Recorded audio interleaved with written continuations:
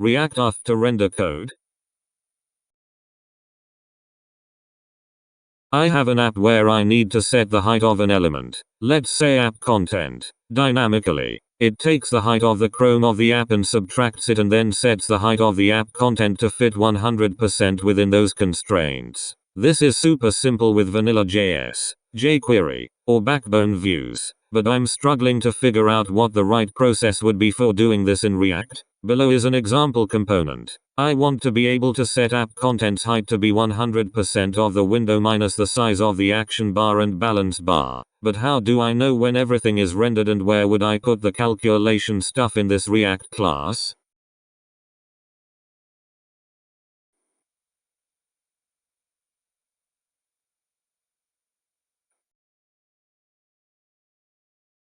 Component did mount. This method is called once after your component is rendered. So your code would look like so.